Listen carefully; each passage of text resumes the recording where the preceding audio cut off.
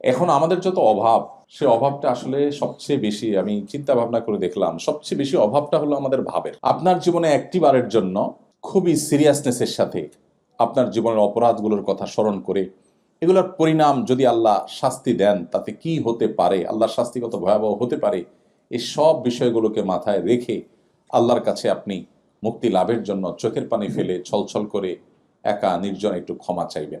আমি আল্লাহর কসম করে বলতে পারি, আপনার জীবনে যত স্বাদ, যত তৃপ্তি, যত সুখ আপনি অনুভব করবেন, বোধহয় পৃথিবীর কোনো সুস্বাদু খাবার খেয়ে সবচেয়ে আনন্দের কোনো মুহূর্তেও আপনি এতটা সুখ অনুভব করবেন না।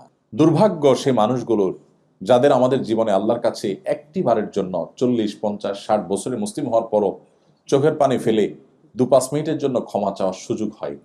কোনো পেরেশানি হলে নবী সাল্লাল্লাহু আলাইহি সাল্লাম নামাজে দাঁড়িয়ে যেতেন। মনটা ভালো লাগছে না, কোনো কারণে পেরেশানি মনে হচ্ছে, তখন বেলাল রাদিয়াল্লাহু থেকে বলতেন, বেলাল, আজান দিয়ে নামাজের ব্যবস্থা করে আমাকে একটু প্রশান্ত করো, আমার একটা সুখের ব্যবস্থা করে দাও। আর আমাদের নামাজটা বোঝা হয়ে গেছে। অনেকেই আমরা আছি, বরং বেশিরভাগ মানুষই আছি, যে শয়তান আমাদেরকে বদমেজাজ করে তোলে। আমরা অনেকে টেরও পাই না যে আমি শয়তানের কাছে ব্যবহৃত হয়ে যাচ্ছি। সবাই ভালো আছেন? আলহামদুলিল্লাহ, সুম্মা আলহামদুলিল্লাহ। অমুসলিম প্রধান দেশগুলোতে অনেক ক্ষেত্রে সুন্নাহ খুব চমৎকারভাবে তারা ফলো করে। দুর্ভাগ্য আমাদের, আমরা মুসলিমরা ফলো করি না। আপনারা এখানে দেখেন যে এরা সন্ধ্যার মধ্যে খেয়ে ফেলে, রাতে তাড়াতাড়ি তারা শুয়ে যায়, ভোরে উঠে কাজ করা শুরু করে। শুধু এরা কেন, পৃথিবীর সমস্ত অমুসলিম কান্ট্রিগুলোতে অলমোস্ট সেম কালচার প্র্যাকটিস আমরা দেখি, সেটা পূর্বে হোক কিংবা পশ্চিমে, সব দিকে একই কালচার প্রায় দেখা যায়। অথচ আমরা দেখি যে মুসলিম কান্ট্রিগুলো, যতগুলো মুসলিম দেশ আছে, অলমোস্ট সব মুসলিম কান্ট্রিগুলোতে দুর্ভাগ্যজনক বাস্তবতা যে আমরা গভীর রাত পর্যন্ত জেগে থাকি। বাংলাদেশে একটা অধঃপতন হয়েছে, আপনারা প্রবাসে আছেন দীর্ঘদিন পর্যন্ত, অনেকে হয়তো জানেন না। সে অধঃপতনটা হলো, শহর তো আগে থেকেই অধঃপতিত ছিল এই ইস্যুতে। গ্রাম এবং গ্রামীণ যে অঞ্চলগুলো, সেগুলো তুলনামূলক একটু ভালো ছিল। আনফর্চুনেটলি সেটাও শেষ হয়ে গেছে এবং ধ্বংস হয়ে গেছে। তা হলো রাতে দেরি করে ঘুমানো। এটা এখন আমাদের গ্রামীণ কালচার হয়ে গেছে। গ্রামেও মানুষ 11টা 12টায় ঘুমায় না, তারপরে ঘুমায়। আবার সকালে ভোরে সবাই ঘুমায়, একটা বদভ্যাস হয়ে গেছে। যেটা বলছিলাম যে আমাদের সুন্নার প্র্যাকটিস আপনারা এখানে দেখবেন অনেক ক্ষেত্রেই। তমন থেকে একটা হলো রাতে তাড়াতাড়ি ঘুমানো। আপনারা জানেন নবী করিম সাল্লাল্লাহু আলাইহি সাল্লাম সম্পর্কে মা আয়েশা বলেছেন, কানান নবী সাল্লাল্লাহু আলাইহি ওয়াসাল্লাম ইয়াকরাহুন নাওম ক্বাবলা আল ইশা ওয়াল হাদিস বা'দা। নবীজি এশার আগে ঘুমানো অপছন্দ করতেন, মাগরিবের পরে ঘুমানো অপছন্দ করতেন, আর এশার পরে কথাবার্তা বলা অপছন্দ করতেন। এশার পর তিনি তাড়াতাড়ি শুয়ে যেতেন। এখন গবেষকরা গবেষণা করে বলছে যে মানুষ যদি রাতের প্রথম প্রহরে ঘুমায়, তাহলে তার বডিতে যে পরিমাণ এনার্জি তৈরি হয়, যে পরিমাণ রিচার্জ হয় তার ব্যাটারি, রাতের মধ্যভাগের পরে ঘুমালে তার চাইতে অনেক গুণ কম রিচার্জ হয়। এবং একই ঘুম যখন শেষ প্রহরে রাতে ঘুমায় তখন আরও কম হয়। দিনে যখন হয় সেটা একেবারে আরও এর চাইতে বহুগুণ কমতে থাকে। তাহলে নবী করিম সাল্লাল্লাহু আলাইহি সাল্লাম যখন বলেছেন, তখন বিজ্ঞান এই আবিষ্কার, এই গবেষণার ফল আমাদেরকে দিতে পারে নাই, বা বিজ্ঞানের এই উন্নতি তখন ঘটেনি। কিন্তু সুন্নাহ তখন সাহাবীরা মেনেছেন, তার সুফল তারা পেয়েছেন। আমরা আনফর্চুনেটলি মুসলিম কান্ট্রিগুলো এটা ফলো করি না।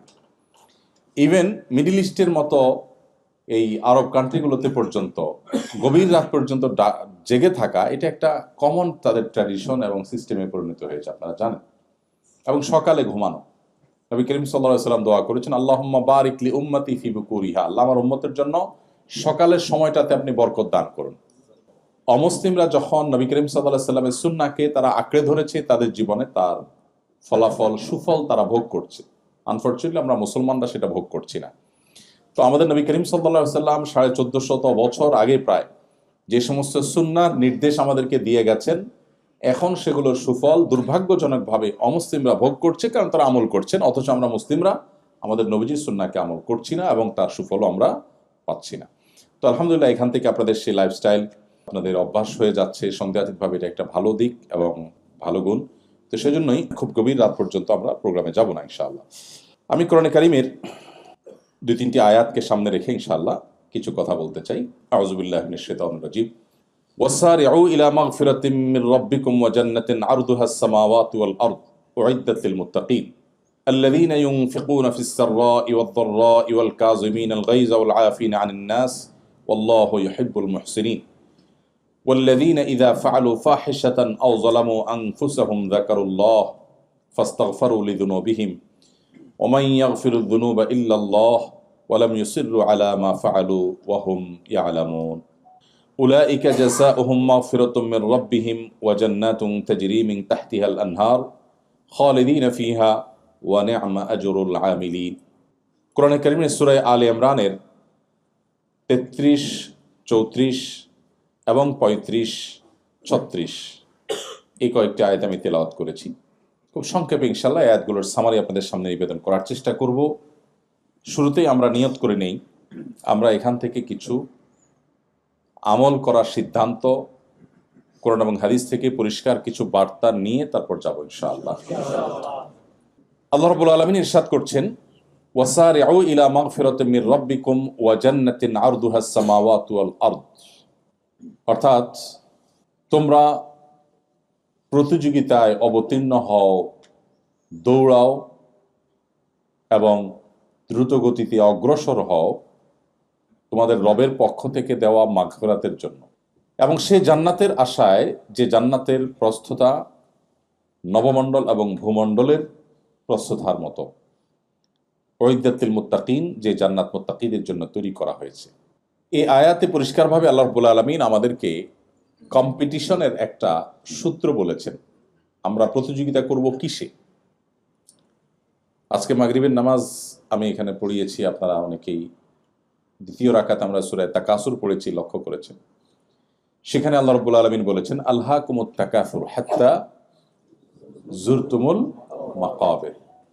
মানুষকে শেষ করে দিয়েছে কিসে? তাকাসুরে। তাকাসুর কি জিনিস? অধিক উপার্জনের বা অধিক অর্জনের কম্পিটিশন, নেশা, এটা মানুষকে তোমাদেরকে শেষ করে দিয়েছে।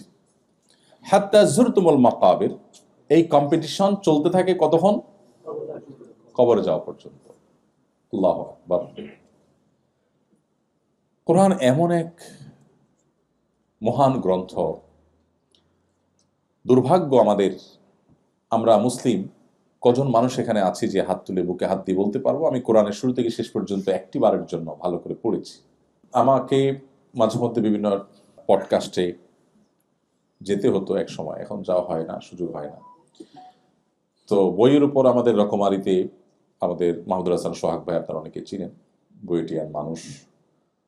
একসময় যিনি ইসলামের ছিলেন না, নাস্তিক ছিলেন, পরে আল্লাহ তাকে হেদায়েত দিয়েছেন। তিনি একটা পডকাস্টের জন্য আমাকে নিমন্ত্রণ করলেন, বললেন যে আমরা বই নিয়ে কাজ করি, আপনার জীবনে কোন বইয়ের সবচেয়ে বেশি প্রভাব ছিল?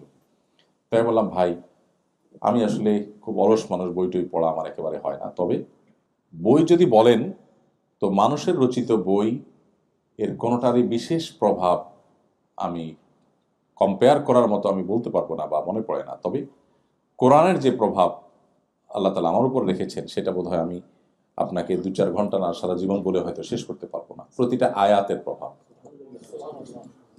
এই জন্য আমি শুরুতে আপনাদেরকে বিনীতভাবে অনুরোধ করতে চাই, আপনারা 2টি গ্রন্থ জীবনে একবার পড়বেন। নাম্বার 1, কোরআনে কারিম শুরু থেকে শেষ পর্যন্ত অর্থ সহকারে, সময় কম থাকলে শুধু অর্থই পড়লেন। কোনো আলিম, এখানে শেখ আবু হুরায়রা আছেন, আর উলামা ইকরাম যারা আছেন তাদের তত্ত্বাবধানে কোনো আয়াত অস্পষ্ট মনে হলে তাদের কাছে জিজ্ঞেস করলেন। আর আলহামদুলিল্লাহ আজকাল বাংলায়, ইংরেজিতে, বিভিন্ন ভাষায় তাফসির অ্যাভেলেবল। সুতরাং একেবারে অথেন্টিক যে তাফসির গ্রন্থ আছে সেগুলোর সহযোগিতা নিয়ে পুরো কোরআন একবার শুরু থেকে শেষ পর্যন্ত যদি আমরা পড়ি। সেই সাথে আরেকটি গ্রন্থ আমি পড়তে বলবো, সেটা হলো নবী করিম সাল্লাল্লাহু আলাইহি ওয়াসাল্লামের একটা সিরাত গ্রন্থ বা তার একটা কমপ্লিট জীবনী, শুরু থেকে শেষ পর্যন্ত পূর্ণাঙ্গ একটা জীবনী গ্রন্থ। এই 2টি যদি আপনি পড়ে শেষ করেন নির্মোহভাবে, আমি বিভিন্ন জায়গায় বলি, আমি আল্লাহর উপর ভরসা রেখে আপনাকে এই গ্যারান্টি দিতে পারি, আপনি নিজেকে ইমানদার হিসাবে, মুসলমান হিসাবে, অন্য এক জগতের মুসলমান হিসাবে, আপনি মুসলিম হিসাবে আপনি অনুভব করবেন। আপনার ইমানের মিটার এত উপরে যাবে যে আপনি অনুভব করবেন ইসলামটা। আমরা অনেকেই ইসলাম পালন করি, বাট এটা আমাদের অনেকটা বোঝার মতো হয়ে গেছে। এখানে অনেক ভাই আছেন যারা মাদক সেবন করেন না এবং হারাম খাবার খান না, অনেক ইবাদতবন্দি করেন, কিন্তু এটা আমরা মুসলিম, আল্লাহ হারাম করেছেন, এরকম একটা মানসিকতা থেকে, যে আল্লাহ নিষেধ করেছেন তাই আল্লাহর কথা না শুনলে আবার মুশকিল, আল্লাহ দিবে মায়ের জাহান্নামে ফেলবে, টেনশন, এই জায়গা থেকে বিশেষ করে আমাদের তরুণদের মধ্যে, নতুন যে জেনারেশন আমাদের এখন, এই জেনারেশনের অনেকেই, তাদেরকে আমরা অবশ্য প্যারেন্টসরাও প্যারেন্টিং এর কোরআন এবং সুন্নাহ সম্মত প্যারেন্টিং না জানা থাকার কারণে বা অ্যাপ্লাই না করার কারণে আমরাও তাদেরকে এমনভাবে বলি যে আল্লাহকে তাদের কাছে নাউজুবিল্লাহ ভিলেনের মতো বানাই। ছোট ছোট বাচ্চারা কিছু করতে গেলে এটা করা যাবে না, আল্লাহ হারাম করেছেন, আল্লাহ গুনাহ দিবেন, ওইটা করা যাবে না, আল্লাহ গুনাহ দিবেন, ওইটা করা যাবে না, তখন বাচ্চা মনে করে যে আরে সব কাজে ডিস্টার্ব তো করতেছেন নাউজুবিল্লাহ আল্লাহ। এরকম একটা টেন্ডেন্সি বাচ্চাদের মধ্যে, হয়তো বলতে পারে না কেন তরুণদের মধ্যে নাস্তিক্যবাদের দিকে চলে যাওয়ার হার বাড়ছে নানা কারণে। এর অনেক ইস্যু, অনেক কারণ আছে, এর মধ্যে এটা একটা কারণ হতে পারে। তাদেরকে যে ইসলামটা ভেতর থেকে তাদেরকে অনুভব করার সুযোগ করে দেওয়া, ভেতর থেকে ইমানটা এনে তারপর ইসলামটাকে চর্চা করা, এটার মধ্যে একটা আনন্দ আছে, এখানে বোঝা নাই, সেটাকে আপনি দারুণভাবে ফিল করবেন। এটা যদি আপনি করতে চান তাহলে আপনাকে কোরআন পড়তে হবে এবং সিরাত পড়তে হবে। কোরআন এবং সিরাত পাঠ করার পর আপনি দেখবেন আপনার ইসলামটাকে আপনি এনজয় করছেন। আপনার কাছে তখন কষ্ট হবে না, আপনার কাছে তখন অনেক আনন্দ হবে, অনেক সুখ অনুভব হবে। সাহাবা ইকরাম তাদের অবস্থা কি ছিল? খোদ নবী করিম সাল্লাল্লাহু আলাইহি সাল্লাম তিনি বলতেন, আরিহনা বিহা ইয়া বেলাল, কানা ইজা হাজাবাহু আমরুন ফাজা ইলা সালাহ। কোনো পেরেশানি হলে নবী সাল্লাল্লাহু আলাইহি সাল্লাম নামাজে দাঁড়িয়ে যেতেন। মনটা ভালো লাগছে না, কোনো কারণে পেরেশানি মনে হচ্ছে, তখন বেলাল রাদিয়াল্লাহু তাআলাকে বলতেন, বেলাল আজান দিয়ে নামাজের ব্যবস্থা করে আমাকে একটু প্রশান্ত করো, আমার একটা সুখের ব্যবস্থা করে দাও। আর আমাদের নামাজটা বোঝা হয়ে গেছে, আমাদের ইবাদতবন্দি বোঝা হয়ে গেছে, কারণ আমরা ইসলামটাকে সেভাবে শিখে জেনে বুঝে মুসলমান না। বিশেষ করে আমরা যারা বাংলাদেশে জন্মগ্রহণ করেছি বা মুসলিমের ঘরে জন্মগ্রহণ করেছি, আমরা সবাই মুসলিম বাই বর্ন বা মুসলিম বাই চান্স, বাপ মা মুসলমান তাই আমরা মুসলমান হয়ে গেছি। তো এই জন্য কোরআনে কারীমের আয়াতগুলো যখন আমরা অর্থ সহকারে বুঝে পড়ব, তো আমাদের বাস্তবতার সাথে যখন সেটাকে আমরা মেলাবো, দেখব যে এটা আসলে কোনো মানুষের গ্রন্থ না, কোনো মানুষ দ্বারা এগুলো সম্ভব না।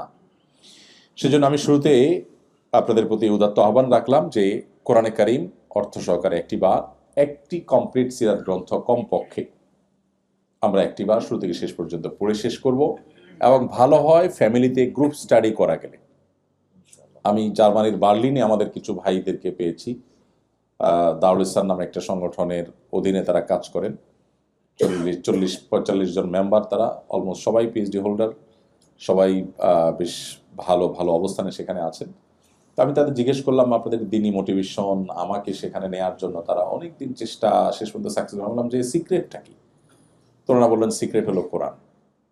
আমরা আজ বহু বছর আগে থেকে কয়েক বন্ধু মিলে আমরা গ্রুপ স্টাডি করতাম কোরআন, সেখান থেকে হতে হতে আজকে আমাদের কাজ আজকে বিশাল মহিরু আকার ধারণ করেছে। তো আপনার ইমানের জন্য প্রতিকূল পরিবেশে যদি আপনার ইমানের আইডেন্টিটিকে আপনি ধরে রাখতে চান, তো কোরআন আপনার সবচেয়ে বড় সহায়ক হবে ইনশাআল্লাহ। তো সবাই কোরআন বুঝে পড়বো তো ইনশাআল্লাহ। আমি সবাইকে বিনীতভাবে অনুরোধটি করলাম। আসুন এবার আমরা যে আয়াত এর তর্জমা করেছি সে আয়াতের প্রসঙ্গে আমরা একটু যাই। আল্লাহ বলছেন, তোমরা দ্রুততার সাথে দৌড়াও, কিসের জন্য? আল্লাহর মাগফিরাত পাওয়ার জন্য এবং জান্নাত লাভের জন্য। দুটি জিনিস, আল্লাহর মাগফিরাত এবং জান্নাত লাভ, এই দুইটা জিনিসের জন্য দৌড়াও। আমরাও দৌড়াই, কিন্তু সেটা হলো টাকা পয়সার জন্য, সামাজিক অবস্থানের জন্য, আমি আমার ভাষায় বলি সহজ বাংলায় ভাবসাবের জন্য। কিসের জন্য? ভাবসাবের জন্য। এখন আমাদের যত অভাব, সে অভাবটা আসলে সবচেয়ে বেশি, আমি চিন্তা ভাবনা করে দেখলাম, সবচেয়ে বেশি অভাবটা হলো আমাদের ভাবের। অভাবটা কিসের? ভাবের অভাব। আমি ভাব নিতে না পারলে আমার কষ্ট লাগে। যে আমার প্রতিবেশী সে 2টা বাড়ি কিনে ফেলেছে, আমি এখন একটাও কিনতে পারলাম না। অভাবটা বাড়ির না, অভাবটা কিসের? ভাবের। মানে আমি তার সাথে তাহলে তো ভাবে কুলালাম না। সব ক্ষেত্রে অলমোস্ট এই অবস্থা। আমাদের মা বোনরা নিশ্চয়ই শুনছেন আমাকে। প্রবাসীদের মধ্যে খাওয়ানো এটা দেশের চেয়ে একটু বেশি হয়। কাজকাম তো কম, আত্মীয় স্বজন নাই, মা নাই, বাপ নাই, ভাই নাই, বোন নাই, কারে খাওয়াবে? আমরা তো দেশে সারা দিন আত্মীয় স্বজন এর খেদমত আলহামদুলিল্লাহ করার সুযোগ, আপনাদের সেই সুযোগ তো নাই। তো কি করবেন? দুধের স্বাদ গোল দিয়ে মেটা, প্রতিবেশী অমুকের তমুকের। এটা দরকার আছে, বরং এটা আমাদের ইমানে আইডেন্টিটি বাঁচাবার জন্য এই সার্কেল মেনটেন করা এবং এই বিনোদনটা দরকার আছে। আমি এটাকে অ্যাপ্রিসিয়েট করি, কিন্তু যেটা অ্যাপ্রিসিয়েট করি না সেটা হলো এই আয়োজনের নাম দিয়ে যে ভাবসাবের কম্পিটিশন হয়, সেটাকে। কোনো ভাবির বাসা খেয়ে আসছেন 15 আইটেম, তা আপনার অন্তত ওইটা ক্রস করতেই হবে, 16 করতে হবে, তাই না? অসুস্থ কম্পিটিশন, ইমানদার সুলভ কম্পিটিশন না। এটা আমাদের আদর্শের সাথে, আমাদের ইমানের সাথে যায় না, কিন্তু আমরা এটা করি। এটার বাহ্যিক লেয়ার বা বাহিরের রূপটা হয় খুব বিনয়ের সাথে, ভেতরের রূপটা পুরোটাই অহংকারে ভরা। উপরের প্রলেপটা কিসের?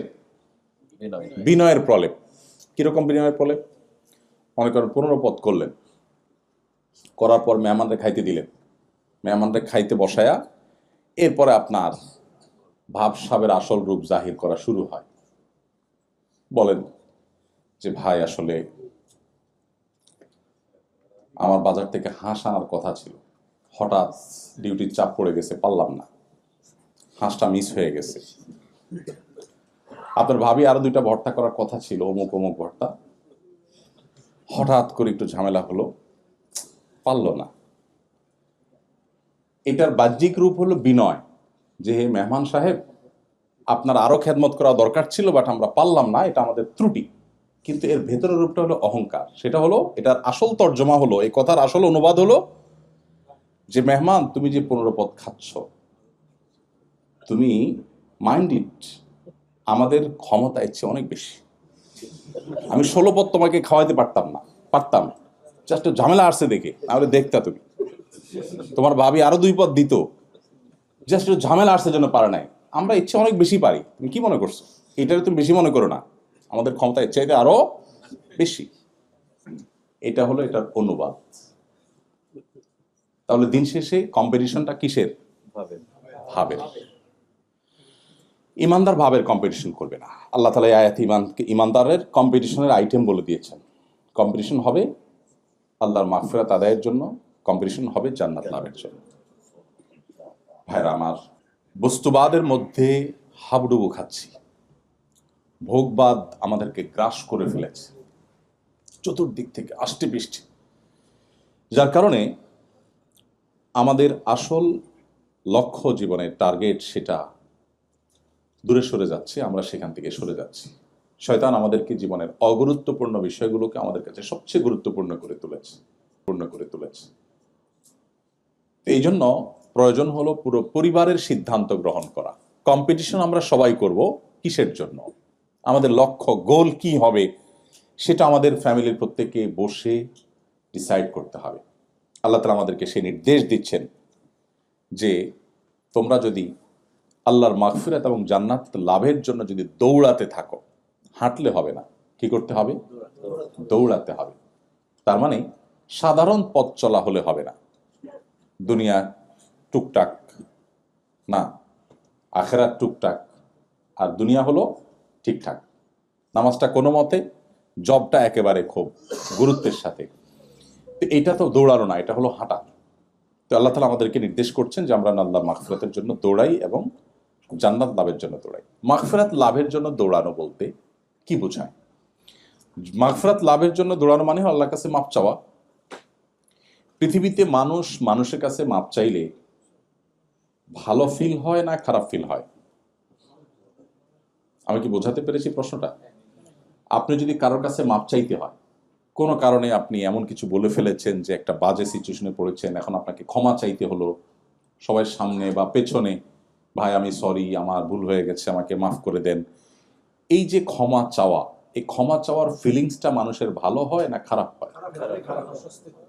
অস্বস্তিকর, লজ্জাস্কর, অপমানকর, শেষ হয়ে যায়। মানে আমাকে ক্ষমা চাইতে হলো, এর চাইতে তার অনেক টাকা লস হয়ে গেল তার কষ্ট হতো না যত কষ্ট হয় মানুষের কাছে ক্ষমা চাইলে, তাই না?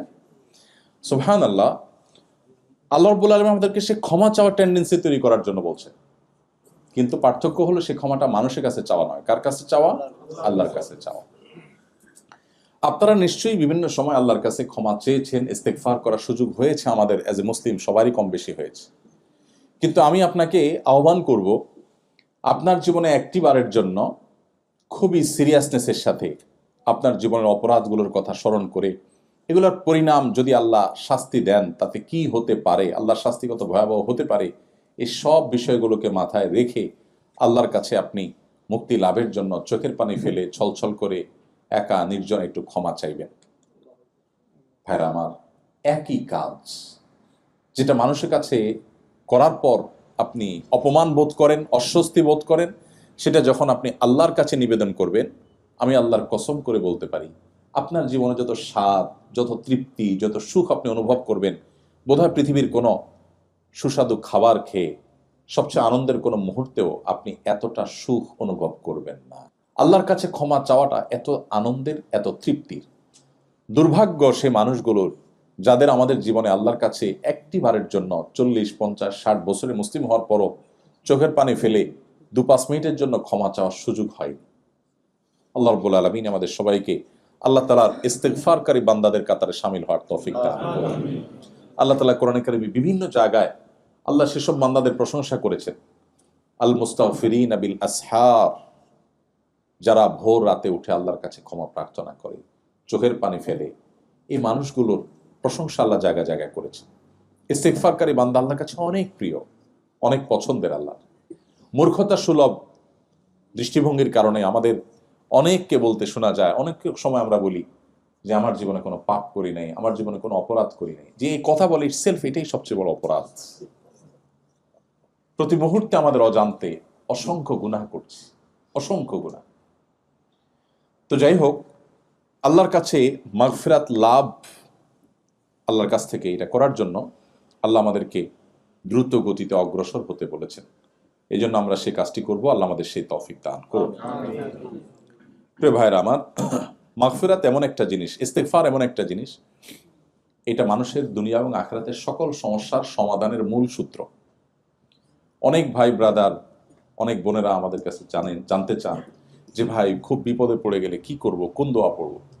আমি বলি, নবী করিম সাল্লাল্লাহু আলাইহি সাল্লামের হাদিসের দিকে তাকালে মানুষের জীবনের সবচেয়ে কোণঠা সময়, সবচেয়ে কঠিন পরিস্থিতিতে আল্লাহর অলৌকিক সাহায্য লাভের জন্য সবচেয়ে কার্যকর আমলের নাম হলো ইস্তেগফার করা। নবী করিম সাল্লাল্লাহু আলাইহি ওয়াসাল্লামের পরিষ্কার হাদিস রয়েছে, মান লাজিমাল ইস্তেগফার, যে ব্যক্তি ইস্তেগফারকে আঁকড়ে ধরা মানে সারাক্ষণ পড়তে থাকে, এটা ছাড়ে না, জাআলাল্লাহু মিন কুল্লি হাম্মিন ফারাজা। তো ইস্তেগফার করার নির্দেশ আল্লাহ তাআলা আমাদেরকে বারবার করেছেন। ইস্তেগফারের অর্থ বুঝে আমরা ইস্তেগফার আল্লাহ তাআলার কাছে করব। সবচেয়ে উত্তম ইস্তেগফার হলো সাইয়্যিদুল ইস্তেগফার, যেটা সকাল সন্ধ্যা এবং রাতে ঘুমানোর সময় নবী সাল্লাল্লাহু আলাইহি ওয়াসাল্লাম করতেন। আর এছাড়া যে কোনো ইস্তেগফার করতে পারি আমরা। সবচেয়ে ছোট ইস্তেগফার হলো আস্তাগফিরুল্লাহ ওয়া আতুবু ইলাইহি। আস্তাগফিরুল্লাহ, আল্লাহ আপনার কাছে আমি ক্ষমা চাই, আমি আল্লাহর কাছে ক্ষমা চাই এবং তার দিকে ধাবিত হই। তো আল্লাহ রাব্বুল আলামিন জান্নাত প্রসঙ্গে বলতে গিয়ে বলছেন, উইদ্দাত লিল মুত্তাকিন, তোমরা সেই জান্নাতের দিকেই কম্পিটিশন করতে থাকো বা দৌড়াতে থাকো, দ্রুত অগ্রসর হও, যে জান্নাত মুত্তাকিদের জন্য প্রস্তুত করা হয়েছে। ভাইরা আমার, আখিরাত প্রসঙ্গে আলোচনা আমরা খুব কম করি, আমাদের মধ্যে খুব কম হয়, যার কারণে আখিরাতের এই ঈমানের গুরুত্বপূর্ণ যে বিষয়গুলো আছে, জান্নাত, জাহান্নাম, এগুলো সম্পর্কে আমরা প্র্যাকটিসিং মুসলমানরা খুব বেশি কিছু জানি না। আমরা শরিয়ার বিধিবিধান জানি, কিন্তু জান্নাতের প্রতি ঈমান, সেই জিনিসগুলো দিন দিন আমাদের দুর্বল হয়ে যাচ্ছে। বিশেষ করে যখন বস্তুবাদী পৃথিবীতে আমরা দিন দিন আরো বেশি প্রবেশ করছি, তত বেশি আমাদের আখিরাতের প্রতি এক ধরনের উদাসীনতা বা আখিরাতকে ভুলে যাওয়ার প্রবণতা, টেন্ডেন্সি আমাদের মধ্যে বাড়ছে। তো এই জন্য এই জান্নাত প্রসঙ্গে, জাহান্নাম প্রসঙ্গে, আখিরাত প্রসঙ্গে, হাসর প্রসঙ্গে যে সমস্ত আয়াত এবং হাদিস আছে, বিশেষ গুরুত্বের সাথে আমার ইমানের নার্সিংয়ের জন্য আমাকে সেগুলো বিশেষভাবে তেলাওয়াত করতে হবে, পড়তে হবে, তাতে নতুন করে আমার ইমানের স্বাদ আমি পাবো। তো আল্লাহ রাব্বুল আলামিন মুত্তাকিদের বৈশিষ্ট্য বলতে গিয়ে বলছেন জান্নাত মুত্তাকিদের জন্য প্রস্তুত করা হয়েছে। এখানে একটা গুরুত্বপূর্ণ বার্তা আছে যে মুত্তাকিদের জন্য জান্নাত। জান্নাত কাদের জন্য? মুত্তাকিদের জন্য। মুত্তাকিদের জন্যই আল্লাহ তাআলা জান্নাত প্রস্তুত করেছেন। কোরআন সম্পর্কে আল্লাহ বলেছেন হুদাল লিল মুত্তাকিন, একেবারে শুরুর দিকে সূরা বাকারা, আলিফ লাম মিম যালিকাল কিতাব লা রাইবা ফি হুদাল লিল মুত্তাকিন। এই কোরআন গাইড করবে কাকে? মুত্তাকিকে। যে তাকে অবলম্বন করতে চায় তাকেই গাইড করবে, সবাই এখান থেকে গাইডলাইন পাবে না। আবার জান্নাত প্রসঙ্গে আল্লাহ বলতে গিয়ে বলছেন উইদ্দাতুল মুত্তাকিন, জান্নাত সেটা তৈরি করা হয়েছে যাদের জন্য, তারা কারা? মুত্তাকিরা। ইন্টারেস্টিং বিষয়, পুরো কোরআন জুড়ে আপনি দেখবেন যে আল্লাহর সমস্ত নেয়ামতগুলো সবগুলো আল্লাহ রিজার্ভ রেখেছেন যাদের জন্য, তারা হলেন মুত্তাকিরা। এবং এই মুত্তাকি হতে পারা এটা হলো ইমানদারের জীবনের সবচেয়ে বড় এবং প্রধান লক্ষ্য, যে সে মুত্তাকি হয়ে উঠবে। মুত্তাকিদের প্রায় 30 থেকে 40টি বৈশিষ্ট্য পুরো কোরআনে আলোকপাত করা হয়েছে বিভিন্ন আয়াতে, কোথাও 3টি, কোথাও 4টি, কোথাও 5টি, সবগুলো একত্র করলে প্রায় 40টির মতো বৈশিষ্ট্য হয়। এটা নিয়ে আমাদের একটা লেকচার ইউটিউবে আছে, যেখানে মুত্তাকিদের সমস্ত বৈশিষ্ট্য কোরআনে যেগুলো আলোচিত হয়েছে সেগুলো আমরা সেখানে একত্র করার চেষ্টা করেছি। আজকে আমরা সেগুলো করব না। এই আয়াতের পরে আল্লাহ তাআলা মুত্তাকিদের কিছু বৈশিষ্ট্য উল্লেখ করেছেন, আমরা সেগুলো যাচ্ছি। পরবর্তী দুটি আয়াত আল্লাহ সেটি বলেছেন। আল্লাহ বলেছেন আল্লাযীনা ইউনফিকুনা ফিস সাররাই ওয়াদ দাররা, মুত্তাকিদের একটা বৈশিষ্ট্য হলো যে তারা সুখে দুঃখে, যখন তাদের সুদিন থাকে তখন, যখন তাদের দুর্দিন থাকে তখন, এই উভয় সময় তারা আল্লাহর রাস্তায় দান করে। এটা মুত্তাকিদের একটা বৈশিষ্ট্য। আমরা অনেকেই আছি সুদিনে দান করি, আবার অনেকে আছি দুর্দিনে দান করি। কিছু লোক আছে দিন খারাপ হলে তখন টুকটাক কিছু দান সাদেকা করে, ভালো হলে তখন সে আল্লাহকে আর স্মরণ রাখতে চায় না। যখন যারা ক্ষমতায় থাকে তারা কেউ আমাদের কাছে, হুজুরদের কাছে আসে না। যখন ক্ষমতা থেকে নেমে যায় সব সিরিয়াল ধরে, হুজুর এটা দোয়া করেন। হ্যাঁ, সব সময় এই অবস্থা। অনেক তরুণ আমার কাছে সিভি দেয়, ভাই একটা চাকরি দিয়ে। তো ভাই আমি তো কোনো ইন্ডাস্ট্রির মালিক না, কেমন চাকরি দিব? বলছে ভাই কত ব্যবসায়ী আছে আপনাদের সাথে পরিচয় আছে, একটু দেখেন। তাই আমি বলি যুবক আসেন বসেন, আমাদের সাথে অনেক ব্যবসায়ীর পরিচয় আছে ঠিক আছে, কিন্তু ব্যবসায়ীরা আমাদের কাছে সুদিনে আসে না।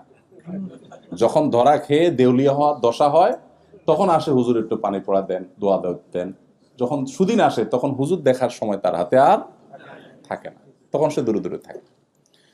তো মুত্তাকির বৈশিষ্ট্য হলো সে সুদিনে দুর্দিনে সর্বাবস্থা আল্লাহর রাহে দান করবে। তার কষ্ট আছে, কষ্ট থাকলে সেই অনুপাতে কম করে দান করবে, কিন্তু তখনও সে করবে। 2 নম্বর বৈশিষ্ট্য হলো ওয়াল কাযিমিন আল গাইজ, যারা রাগ সংবরণ করতে পারে। কঠিন একটা বিষয়। অনেক ভালো ভালো মানুষ, ইয়া তাহাজ্জুদ গুজার, কপালে সিল পড়ে গেছে, লম্বা দাড়ি আছে, হয়তো আলেম মানুষও, দায়ী মানুষও, কিন্তু ওনার আসল রূপ বা চেহারা এইটা ওনার রাগের সময় ফুটে ওঠে, এবং সেটা না দেখলে বোঝা যায় না উনি আসলে মানুষটা কেমন। আল্লাহ রাব্বুল আলামিন মুত্তাকিদের বৈশিষ্ট্য বলতে গিয়ে বলেছেন জান্নাত যে মুত্তাকিদের জন্য, সে মুত্তাকিদের বৈশিষ্ট্যের মধ্য থেকে দ্বিতীয় গুণ হলো তারা নিজেদের ক্রোধকে সংবরণ করতে পারে। ক্রোধ সংবরণ করার কথা আল্লাহ বলেছেন, ক্রোধ না থাকার কথা আল্লাহ বলেননি। তাহলে বোঝা গেল ক্রোধ থাকাটা খারাপ না, ক্রোধ নিয়ন্ত্রণ করতে না পারাটা খারাপ। যদি কেউ রাগ তার ভিতরে একেবারেই নাই, সে ধোঁয়ার সাপ, এটা প্রশংসার কোনো বিষয় না। আল্লাহ কিন্তু বলেন নাই ওয়াল আদিমিন আল গাইজ, আল্লাহ বলেন না যাদের গোসা রাগ বলতে কিচ্ছু নাই এরা মুত্তাকি, আল্লাহ বলেন নাই। তাহলে বোঝা গেল গোসা রাগ থাকতে হবে, কারণ এটা নাহিয়ানিল মুনকারের ক্ষেত্রে গোসা রাগের দরকার হবে কি হবে না? এই জন্য দেখেন আল্লাহ শব্দ নিয়ে যদি আপনি বিশেষ কোরআনে শুধুমাত্র আলফাজ, সব শুধু কোরআনকে কেন্দ্র করে 80 থেকে 85টা শাস্ত্র পৃথিবীতে গড়ে উঠেছে, মুসলিম মনীষা গড়ে তুলেছে। দুর্ভাগ্য আমাদের, শুধু কোরআনের টেক্সটটা পর্যন্ত পড়ে দেখা হয়নি 50 বছরের মুসলমান, কখন সে 85টা শাস্ত্র নিয়ে পড়বে? শুধু কোরআনের শব্দের রহস্য নিয়ে যে সমস্ত গবেষণা শত শত বছর, হাজার বছর ধরে হয়েছে, এক একটা শব্দের গবেষণা আপনার ইমানের মিটারকে কোথায় নিয়ে যাবে। আপনি চিন্তা করবেন যে কোনো মানুষ দ্বারা এটা সম্ভব হয় না। লাতাইফুল কোরআন, রমুজুল কোরআন, গমুজুল কোরআন, কোরআনের যে সিক্রেটস গুলো, কোরআনের যে লেয়ারে লেয়ারে আল্লাহ তাআলার যে সমস্ত কুদরত গুলো আছে, সেগুলো যদি আমরা অ্যানালাইসিস করি বা পড়ি, তো আমাদের ঈমান অনেক বেশি বৃদ্ধি পাবে। দেখুন এখানে আল্লাহ তাআলা বলেছেন ওয়াল কাযিমিন আল গাইজ, আল্লাহ বলেন নাই ওয়াল আদিমিন আল গাইজ। আদিমিন আল গাইজ মানে হলো যাদের রাগ নাই। মুত্তাকিদের বৈশিষ্ট্য আল্লাহ সেটা বলেন নাই। তাহলে বোঝা গেল রাগ থাকতে হবে, কিন্তু রাগরে কি করতে হবে? কন্ট্রোল করতে হবে। এইটা বড় জটিল কাজ। বেশিরভাগ মানুষ রাগ উঠে গেলে ডায়রিয়ার রোগীর মতো হয়ে যায়। ডায়রিয়ার রোগী যেরকম একটা পর্যায়ে গেলে আউট অফ কন্ট্রোল হয়ে যায়, তার স্টুল পাস তার হাতে, তার নিয়ন্ত্রণে থাকে না, এরকম একটা লেভেলে চলে যায় না? আমি বলি বদরাগী রোগ যারা নিয়ন্ত্রণ করতে পারে না নিজেরে, সেই জন্য কল্পনা করে যে আমি ওই পেশেন্টের মতোই, আমিও আমার আউট অফ কন্ট্রোল। এই রোগের রোগী আমরা বেশিরভাগ মানুষ, অনেকেই আমরা আছি, বরং বেশিরভাগ মানুষই আছি যে শয়তান আমাদেরকে বদমেজাজ করে তোলে। আমরা অনেকে টেরও পাই না যে আমি শয়তানের কাছে ব্যবহৃত হয়ে যাচ্ছি। কিভাবে রাগ কন্ট্রোল করবেন? দীর্ঘ আলোচনার ব্যাপার, আমি সংক্ষেপে ছোট ছোট করে কয়েকটা পয়েন্ট বলি। নাম্বার 1, মানুষকে ক্রোধান্ধ করে দেয়, প্রচন্ড ভাবে মানুষকে রাগান্বিত করে দেয় ইবলিস। কিসে করে? ইবলিস, শয়তান। তো এই জন্য শয়তানের কাছ থেকে আল্লাহর কাছ থেকে পানা চাওয়া। যখন রাগ উঠবে, মনে হবে যে আমি এখন বোধহয় নিয়ন্ত্রণ হারিয়ে ফেলছি, আমি বোধহয় এমন কিছু বলে ফেলবো যেটাও মানে আমাকে অস্বস্তিতে ফেলবে বা আমাকে মুখ ছোট করে দিবে, তখন আল্লাহর কাছে শয়তান থেকে পানা চাওয়া, আউযু বিল্লাহি মিনাশ শাইতানির রাজিম পাঠ করা। এক ব্যক্তি নবী করিম সাল্লাল্লাহু আলাইহি সাল্লামের সামনে খুব রাগান্বিত হয়ে কাঁপছিল, থরথর করে, এরকম একটা পরিস্থিতি যখন তৈরি হয়েছে, নবীজি সাল্লাল্লাহু আলাইহি সাল্লাম তখন আরেকজনকে শুনিয়ে শুনিয়ে বলছেন, ওই ব্যক্তিকে না, আরেকজনকে বলছেন, এই যে লোকটা অনেক রাগান্বিত হয়ে পড়েছে, আমি একটি বাক্য জানি যে বাক্যটি সে পাঠ করলে আল্লাহ তাআলা তার রাগকে কন্ট্রোল করে দিবেন, সেটা হলো আউযু বিল্লাহি মিনাশ শাইতানির রাজিম পাঠ করা। এটা কিন্তু ওই ব্যক্তিকে শুনায় তিনি বললেন। তার দাওয়ার হিকমা দেখেন। নবী যদি ডাইরেক্ট তাকে বলতেন, এই ভাই মাথা গরম করছে কেন, আউযু বিল্লাহ পড়ো, হয়তো লোকটা ডিনাই করে বসতো আগের আতিশয্যে, নবীজির মুখের উপর ডিনাই করার কারণে বেঈমান হয়ে যেতে পারত। এই জন্য নবী সাল্লাল্লাহু আলাইহি ওয়াসাল্লাম তার ট্রিটমেন্ট দেওয়ার জন্য, সে যেন শুনতে পায়, এভাবে আরেকজনের সাথে জিনিসটা আলাপ করেছেন। পারপাস সার্ভ হয়ে যাবে, কিন্তু তার কোনো বাজে রিঅ্যাক্টের আশঙ্কা থাকবে না। আমরা যে নবীর উম্মত, তার দাওয়াতে কত হিকমা ছিল, কত কৌশল ছিল, কত প্রাজ্ঞতা ছিল, কত বিচক্ষণতা ছিল। এমনি এমনি মাত্র 10 বছর সময় পেয়েছেন মদিনাতে, একটি বছর আরামে ঘুমাতে পারেননি, নিশ্চিন্তে ঘুমাতে পারেননি। কখনো বদর, কখনো উহুদ, কখনো তাবুক, কখনো খন্দক, একের পর এক যুদ্ধ চাপিয়ে দেওয়া হয়েছে। এরকম কোনটা সময় পরিস্থিতিতে একটা মানুষের বেঁচে থাকা যেখানে দায়, সেখানে তার মিশনকে পৃথিবীর সবচেয়ে শক্তিশালী মিশনে পরিণত করে দুনিয়া থেকে গেছে। পৃথিবীতে তার চাইতে সাকসেস আরেকজন মানুষ আপনি দেখাতে পারবেন না। 10 বছরে তো আমরা আমাদের সংসারের অবস্থাই পরিবর্তন করতে পারি। আপনারা অনেকে আছেন 20 বছর হয়ে গেছে, এখনো গোছায় উঠতে পারেন। 10 বছরে বিশ্ব মানবতার মোড় ঘুরিয়ে দিয়ে তারপর চলে গেছে, সাকসেস হয়েছে।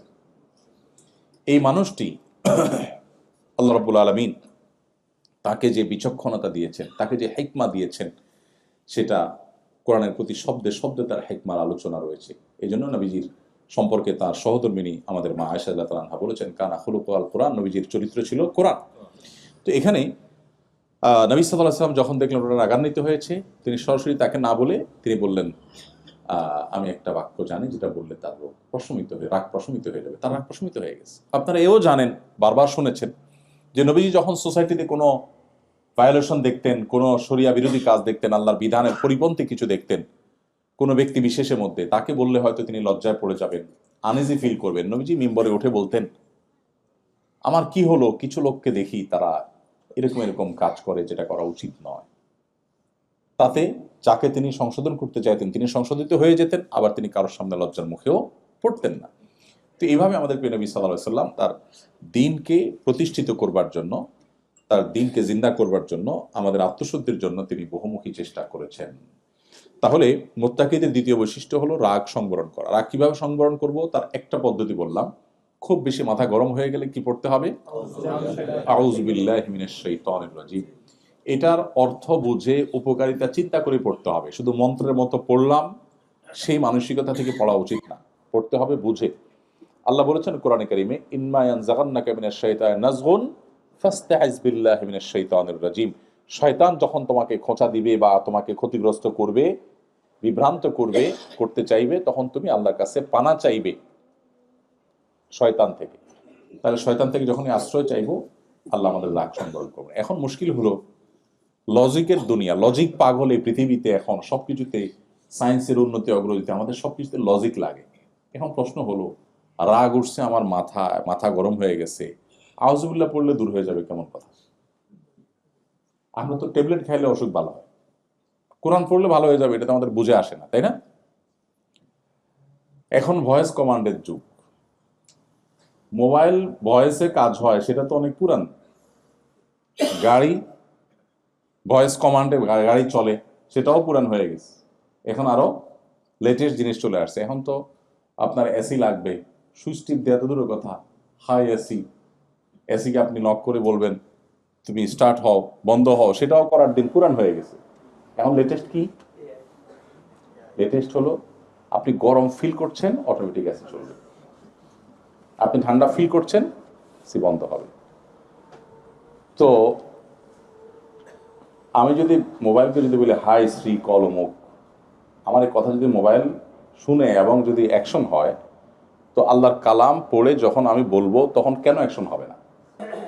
মানুষ যেটা না বুঝে ওটা তার কাছে ইলজিক্যাল মনে হয়, যেটা না বুঝে সেটা তার কাছে লজিক। আসলে এই লজিকের সংজ্ঞাটা কি, এটা আরেক দীর্ঘ আলোচনার বিষয়।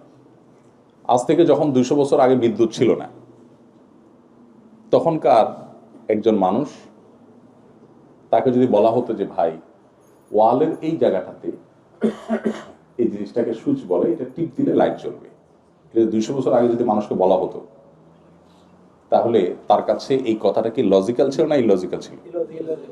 ইলজিক্যাল ছিল না। আরে মাথা খারাপ নাকি, এখানে টিপ দিলে লাইট জ্বলতে যাবে কেন? এখন সেটা কি লজিক্যাল না ইলজিক্যাল? লজিক্যাল।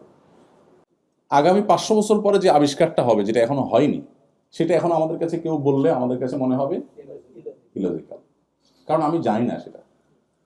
তো এই যদি হয় মানুষের টেকনোলজির অবস্থা, তো আল্লাহ রাব্বুল আলামিন আখিরাতে, কিয়ামতে তার যে মহাসৃষ্টির যে জগৎ, সিক্রেটস, যেটা আমরা জানি না, সেই জগতের কোনো বিষয় যদি আমার বুঝে না আসে, আমি যদি বলি না এটা তো বুঝে আসে না, আমি কেন মানবো?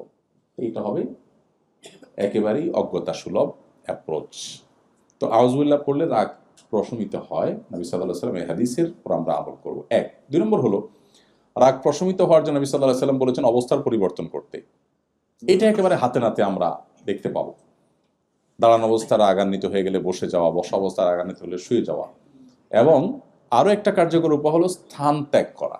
আপনার এখন রাগ উঠছে, এখান থেকে আপনি সরে যান, আপনি 1 ঘন্টা পরে আসেন, দেখবেন রাগ আগের যে ইয়েতে ছিল, মানে স্পিড যেটা ছিল ওইটা আর নাই। আমি বিশেষ করে, আপনারা তো সবাই এখানে ম্যাক্সিমাম মানুষ ফ্যামিলি নিয়ে আসছেন, স্টুডেন্ট যারা আছে তারা হয়তো ফ্যামিলি নিয়ে আসবে। আমি মিডল ইস্টে যারা থাকে প্রবাসী বা মালয়েশিয়াতে, এই সমস্ত প্রবাসীদের মধ্যে কথা বললে বলি ভাই, আমি বহু প্রবাসীকে দেখছি মোবাইলে, সেই তখনকার কথা 2009-10 সালে কথা বলতেছি, যে মোবাইলে আপনার রিচার্জ করে বউয়ের সাথে ঝগড়া শুরু করে। মোবাইল যখন অ্যালার্ম দেয়, মেসেজ দেয় যে আর মাত্র 1 রিয়াল আছে, আধা রিয়াল আছে, কেটে যাবে, তখন বলে যে দাঁড়াও আমি রিচার্জ করে আইতেছি। আবার যেটা রিচার্জ করে আইসা ঝগড়ার সেকেন্ড ইনিংস কন্টিনিউ করে। এভাবে কার্ড একটা পর একটা শেষ করে, কি করে ঝগড়া করে। আমি এরকম বহু যোগ্য দেখলাম, ভাই ইটস তো লস প্রজেক্ট। ঝগড়া করার জন্য এই যে মোবাইলে টাকা নষ্ট করা, তো লস প্রজেক্ট, আপনি কেন এটা করছেন? তো বলে ভাই কি করবো? আমি বললাম শুনেন, বুদ্ধি হলো যখনই এরকম ঝগড়ার ইস্যু তৈরি হবে, তখন মোবাইলটা বন্ধ করে দিবেন। বন্ধ করে কাজের জন্য অন্য কোনো সিম দিয়ে কাজটা সারবেন, দেশের সাথে যোগাযোগ বন্ধ। বরাবর 3 দিন মোবাইল বন্ধ থাকবে, 3 দিন পরে ওপেন করে এবার আপনি ঝগড়াটা করবেন। ঝগড়া আপনি আমি করতে নিষেধ করছি না, ঝগড়া আপনি মাস্ট করেন, কিন্তু সেটা 3 দিন অফ রাখার পরে যদি আপনি করেন, আপনাকে আমি গ্যারান্টি দিতে পারি আপনার 10 রিয়ালের মোবাইল কার্ড 2 রিয়ালে দেখবেন কাজ হয়ে গেছে। কারণ আপনার রাগ তখন অলরেডি কমে একেবারে লেভেলে চলে আসছে, ওইদিকে তাদেরও রাগটা কমে একটা লেভেলে চলে আসছে। এখন যেটা হবে সেটা হলে একেবারে ফিনিশিং কথা, আচ্ছা যা হয়েছে এখন বলো কি করা যায়, এখন হবে ফিনিশিং এর আলাপ। এই যে ফাও বকছেন, এগুলো বকেও আপনি ওই জায়গায় যাবেন লাস্টে, যে জায়গায় আপনি যাবেন 20 রিয়াল 50 রিয়াল খরচ করে, ওইটা আপনাকে আমি 2 রিয়াল খরচ করে যাওয়ার রাস্তা বলে দিচ্ছি। ঠিক নবী সাল্লাল্লাহু আলাইহি ওয়াসাল্লাম এই অ্যাপ্রোচটাই আমাদেরকে অবলম্বন করতে বলেছেন। যখন রাগ হবে তুমি অবস্থার পরিবর্তন করো, পজিশন চেঞ্জ করো। পজিশন চেঞ্জ করলে দেখবেন আপনার মেন্টালিটির মধ্যে পরিবর্তন চলে আসছে। নাম্বার 3, নবী করিম সাল্লাল্লাহু আলাইহি ওয়াসাল্লাম আমাদেরকে শিখিয়েছেন অজু, রাগ হলে অজু করার কথা। রাগ হলে আমাদের শরীর গরম হয়ে যাওয়ার সময়, যখন আমরা অজু করি তখন শয়তান আমাদের মধ্যে বদরাগটা সৃষ্টি করে, তখন মানুষের রাগ প্রশমিত হয়ে যায়, একটা লেভেলে চলে আসে। বদরাগ মানুষকে ধ্বংসের দ্বার প্রান্তে নিয়ে যায়। এই জন্য মুত্তাকিদের বৈশিষ্ট্য হলো সে রাগ সংবরণকারী হতে হবে। আমাদের অনেক বোনরা আছেন, অনেক ভাইরা আছেন, রাগ উঠলে মাথা ঠিক থাকে না, এবং নিজের বদরাগকে আবার সার্টিফাই করার জন্য ওইটাকে এমনভাবে আমরা উপস্থাপন করি মনে হয় এটা বিশাল বড় একটা গুণ। পোলাপান দেখবেন এখন সব ক্রেজি, ছোট্ট পোলাপান সব কি ক্রেজি। আমরা আমাদের শৈশবের কথা মনে পড়ে, গ্রামে গঞ্জে যারা বড় হয়েছি, আমরা মাটিতে পড়ে থাকতাম, খেলাধুলা করতাম, জাস্ট ধোঁড়ার সাপের মতো, 10টা খোঁচা দিলেও জিদ উঠতো না। আর এখন পোলাপানরে কিচ্ছু বলার আগেই ফুসফুস করে উঠে, তাই না? বাসায় বাপের বন্ধু আসছে, আঙ্কেল আসছে, ও পিস্তল নিয়ে দাঁড়ায় আছে। অ্যাপ্রোচটা এরকম। এর অনেক কারণ আছে অবশ্য, সাইকোলজিক্যালি তারা চেঞ্জ হয়েছে, নানা কারণ আছে, বদরাগী হয়ে যাচ্ছে। এখন বাপ মা যে সে অনেক সময় গর্ব করে, অনেক রাগ, এই অনেক রাগ বলার যে স্টাইল, অনেক রাগ যে আমার ছেলেটার বা আমার মেয়েটার পিচ্চিটার, এটা বলার যে স্টাইল, সেই স্টাইলটা কি, এটা যেন সে প্রাউড ফিল করছে, মানে মনে হয় যে তার বাচ্চা পিএইচডি করছে। আরে ভাই, আপনার বাচ্চা অনেক রাগী মানে সে পেশেন্ট, আপনি ডিজাস্টারের মধ্যে আছেন, আপনি ছোট মুখে বলবেন ভাই সরি, বাচ্চাটা খুব সরি। আপনি যেভাবে বলছেন অনেক রাগ, মনে হচ্ছে আপনি প্রাউড ফিল করছেন, মানে রোগকে আপনি অ্যাপ্রিসিয়েট করছেন, এমন একটা ব্যাপার। আর নিজের রাগকেও মানুষ এভাবে অ্যাপ্রিসিয়েট করে। ম্যাক্সিমাম মানুষ জানেই না সে নিজে একজন অসুস্থ মানুষ, তার ট্রিটমেন্ট দরকার। সে বলার সময় এমন ভাবে বলে, ভাই আমার উল্টাপাল্টা দেখলে মাথা ঠিক থাকে না ভাই। অ্যাপ্রোচটা হলো যে আমি দুনিয়ার সবচেয়ে ভালো মানুষ, আমি কোনো অন্যায় সহ্য করি না, তো ঠান্ডা মাথা সব আকাঙ্ক্ষা নিজে করে যাচ্ছে, কিন্তু আরেকজন উল্টাপাল্টা দেখলে তার মাথা গরম হয়ে যায়, নিজেরটা সে খুব ঠান্ডা মাথায় কন্টিনিউ করে যায়। তো মুহাম্মদ সাল্লাল্লাহু আলাইহি সাল্লাম এসেছেন মানুষকে আত্মশুদ্ধির পথে নেওয়ার জন্য। আপনি কি দেখবেন না একজন সাহাবী দেখবেন না যারা ইসলাম গ্রহণ করার আগে সামান্য একটু ওটের পানি খাওয়াকে কেন্দ্র করে যুগ যুগ ধরে যুদ্ধ চালিয়ে গেছে, সেই সভ্যতার সেই সমাজের মানুষগুলো জাস্ট ইসলামের ছায়াতলে আসার কারণে কি হয়েছে আল্লাহ কোরআনে উল্লেখ করেছেন, ইয কুনতুম আ'দাআ ফাআল্লাফা বাইনা কুলুবিকুম। তোমরা স্মরণ করো সেই সময়ের কথা যে তোমরা পরস্পর শত্রু ছিলে, কিন্তু ইসলাম তোমাদেরকে এমন একটা জায়গায় এনেছে এখন তোমরা সম্প্রীতির বন্ধনে আবদ্ধ হয়ে গেছো। আউস এবং খাজরাজ এরকম বিবাদমান দুটি পক্ষ এক প্লেটে বসে খানা খেয়েছে, যেটা তারা কল্পনাও করেনি।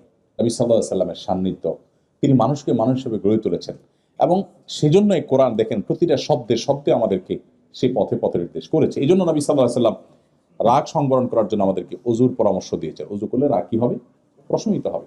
আমরা অনেকেই আছি এটাকে রোগ মনে না করে এটাকে আমাদের পজিটিভ দিক মনে করি, এবং আমাদের এই রোগটাকে আমরা পেলে পুষে, ওই যে সাপ কলা দুধ দিয়ে কলা দিয়ে সাপ পোষে যেরকম, আমরা আমাদের এই রোগটাকে অনেকে পুষে বেড়াচ্ছি। আল্লাহ আমাদের রাগগুলোকে সংবরণ করার তৌফিক দান করুন। বদমেজাজ, বদরাগী, যাদের রাগ কন্ট্রোলে থাকে না, সে যত বড় নামাজি হোক, যত রোজাদার হোক, সে মুত্তাকি হতে পারে না। এবার চিন্তা করুন, আমরা অনেক নামাজি মানুষ আটকা পড়ে যাব, অনেক তাহাজ্জুদ গুজার মানুষ আটকা পড়ে যাব না? এই জন্য ভাই আল্লাহর জন্য বিনম্র হয়ে যেতে হবে। রাগ করে ফেলেছি কারোর সাথে, মাপ চাইতে কোনো দ্বিধা করা যাবে না। আমি আমার একটা ব্যক্তিগত প্র্যাকটিসের কথা আপনাদের সঙ্গে শেয়ার করি, আপনাদের হয়তো উপকারে আসবে। কখনো পারিবারিকভাবে হয়তো বাবার সামনে মায়ের সামনে একটু জোরে কথা বলা হয়ে গেছে, হয়তো আমার ছেলেমেয়েরা ছিল, হয়তো স্ত্রী ছিলেন, হয়তো পারিবারিক একান্ত গুরুত্বপূর্ণ কোনো ডিসিশন মেক করতে গিয়ে হয়েছে। যদি আমি ফিল করি যে আমার আওয়াজটা একটু জোরে হয়ে গেছে, বাবা মার সাথে বেয়াদবি হয়ে গেছে, তখন আমি আর দেরি করি না। ফিল হওয়ার সাথে সাথে ওই স্ত্রীর সামনে, ওই ছেলে মেয়ের সামনেই বাবা মার কাছে যতটুকু সম্ভব নিজেকে মাটির সাথে মিশিয়ে ক্ষমা চেয়ে সেটাকে লেটা চুকানো, যে আমি তাদের সামনে যদি আমি জোরে কথা বলে থাকি তাহলে তাদের সামনেই আমার নিজেকে শাসন করতে হবে, আত্মশাসন করতে হবে, তাহলে আমার নফস দ্বিতীয়বার এ ধরনের অ্যাপ্রোচ করতে সে ভাববে। তো এই জন্য ভাই, মোত্তাকিদের এই বৈশিষ্ট্যটা অর্জন করা অনেক কঠিন। আমি জানি প্রথম যেটা বলেছি সুখে দুঃখে দান করা, এটা অনেকে আমরা হয়তো করতে পারবো, কিন্তু সেকেন্ড পয়েন্টটা এটা এত ইজি না। এই জন্য আল্লাহর কাছে সাহায্য চাইতে হয়। আল্লাহ, আপনি আমার বদরাগ, আমার ক্রোধকে আপনি নিয়ন্ত্রণ করে দিন, আমাকে সবর করার তৌফিক দান করুন। আসসবরু জাযাউহু আল জান্নাহ, সবরের বিনিময় হলো জান্নাত। একটা আমল আছে যে আমলের বিনিময়ে আল্লাহ তাআলা ব্ল্যাঙ্ক চেক দিবেন কিয়ামতের দিন। অন্য কোনো আমলের বিনিময়ে ব্ল্যাঙ্ক চেক নেই, সব আমলের বিনিময় ফিক্সড। আপনি সাদাকা করবেন, বিনিময় পাবেন, কত গুণ পাবেন সেটাও কোরআন বলে দিয়েছে। 700 গুণ পর্যন্ত আল্লাহ সাদাকার বিনিময় বাড়াবেন। এরকম অনেক আমল আছে যেগুলো আল্লাহ আপনাকে নির্দিষ্ট পরিমাণ দিবেন। একটা আমল আছে যে আমলের ক্ষেত্রে আল্লাহ তাআলা বলেছেন যে তিনি ব্ল্যাঙ্ক চেক টাইপের বিনিময় দিবেন, অর্থাৎ কোনো ফিগার নাই। ইন্নামা ইউওয়াফাস সাবিরুনা আজরাহুম বিগাইরি হিসাব। আল্লাহ বলেছেন ইন্নামা ইউওয়াফাস সাবিরুনা আজরাহুম বিগাইরি হিসাব, সবরকারীদেরকে আল্লাহ তাআলা বিনিময় দিবেন হিসেব ছাড়া। এই জন্য ভাই সবর করার চেষ্টা করবো তো ইনশাআল্লাহ। আমাদের বদমেজাজ, বদরাগ এগুলো কন্ট্রোল করার আপ্রাণ চেষ্টা আমরা করবো ইনশাআল্লাহ। এর বাইরেও রাগ নিয়ন্ত্রণের জন্য নবী সাল্লাল্লাহু আলাইহি ওয়াসাল্লামের আরো অনেকগুলো বাতানো আমল আছে, আমরা সেদিকে যাচ্ছি না। তাহলে দ্বিতীয় পয়েন্ট হলো, মুত্তাকিদের দ্বিতীয় বৈশিষ্ট্য হলো যে তারা রাগ সংবরণকারী হবে। নাম্বার 3, ওয়াল আফিনা আনিন নাস, মুত্তাকিদের তৃতীয় বৈশিষ্ট্য হলো তারা মানুষকে ক্ষমা করবে। মানুষকে কি করতে জানে? ক্ষমা করতে জানে। এটাও আমরা অনেকে করতে পারি না। ইগো আমাদের এসে বাধা দেয় যে কিভাবে আমি এটা মাফ করব, ভুলতে পারি না। এই যে মানুষকে ক্ষমা করতে না পারা, এটা অনেক খারাপ একটা গুণ, যেটা আমরা অনেক নামাজি কালামী মানুষও খেয়াল করি না। মানুষকে ক্ষমা করে দিতে হবে, কারোর প্রতি কোনো দুঃখ বেদনা রাখা যাবে না। এই গুণটা যে যত বেশি অর্জন করবে সে আল্লাহর কাছে তত বেশি মুত্তাকি হতে পারবে ইনশাআল্লাহ। আল্লাহ আমাদেরকে তৌফিক দান করুন। আমরা অনেক সময় চিন্তা করি যে এত বড় অপরাধ করেছে, তাকে আমি মাফ করব কিভাবে। কোন এক সালাফ ওযু করছিলেন, তার দাস, কাজের লোক পানি ঢেলে দিচ্ছিলেন। তো সে যুগের পানির পাত্র পিতলের বা ভারী কোনো পদার্থের, লোহা, এই সমস্ত পদার্থেরই হতো, অনেক ভারী, অনেক উপর থেকে রাখা ছিল, হাতে পড়ছে, অনেক ব্যথা পেয়েছে, পড়ে গেছে। তখন তিনি রাগান্বিত হলেন। তার রাগ দেখে তিনি বলছিলেন, তুমি একই ভুল বারবার করো, কতবার তোমাকে ক্ষমা করো। তখন দাস বলছিলেন, এই যে আয়াত, ওয়াল আফিনা আনিন নাস, যারা মানুষকে ক্ষমা করতে জানে তারা মুত্তাকি হয়, তাদেরকে আল্লাহ জান্নাত দিবেন। এটা বলার সাথে সাথে উনি বললেন, যাও আমি তোমাকে মাফ করে দিলাম। আমরা হলে কি বলতাম বলেন তো? কাজের লোক ভুল করছে, ভুল করার পরে যখন আপনার মেজাজ গরম হয়েছে, এখন বকা দিবেন, আপনি মাত্র রেডি হচ্ছেন, এটা সেটের পর পর যদি আপনাকে আয়াত শোনায় ওয়াল আফিনা আনিন নাস, আপনি কি বলবেন? বলবেন যে তুমি আমাকে ওয়াজ করতে আসছো না, আয়াত বলার জায়গা পাও না। হ্যাঁ, দেখেন আমাদের পূর্বসূরীরা, আমরা যাদের সন্তান, তারা আল্লাহর নির্দেশ আসার পর আর কিচ্ছু চিন্তা করতেন না, আমার ক্ষমা দরকার আল্লাহর কাছ থেকে, এতটা ব্যাকুল এবং মরিয়া ছিলেন তারা। এরপর আল্লাহ শেষ শব্দে বলেছেন আল্লাহু ইউহিব্বুল মুহসিন, আল্লাহ ইহসানকারীদেরকে ভালোবাসেন। ওই সালাফ যার ঘটনা বলছি, তিনি যখন ওযু করার পর, এটা একেবারে তাবেঈ যুগের ঘটনা, একদম সোনার যুগের ঘটনা। তিনি যখন ওযু করার পর যখন ব্যথা পেলেন এবং কাজের লোক কৃতদাস যখন বলল যে আল্লাহ ক্ষমাশীলদেরকে পছন্দ করেন, তিনি বললেন, ঠিক আছে, তোমার প্রতি আমার কোনো দুঃখ, আমি ক্ষমা করে দিলাম। পরে সে আবার পরের বাক্য উচ্চারণ করেছে, সেটা কি? আল্লাহ তাআলা মুহসিনদেরকে ভালোবাসে, যে অন্যের প্রতি অনুগ্রহ করে তাকে আল্লাহ ভালোবাসেন। এখন সে করছে অন্যায় করে ক্ষমা তো পাইছে, এবার আয়াতের পরের অংশ আবার শুনে দিছে যে আল্লাহ কিন্তু অনুগ্রহকারীকে ভালোবাসেন। তার মানে এখন তুমি আমার অনুগ্রহ করো। তো উনি বললেন, যাও, তোমাকে আমি মুক্ত করে দিলাম।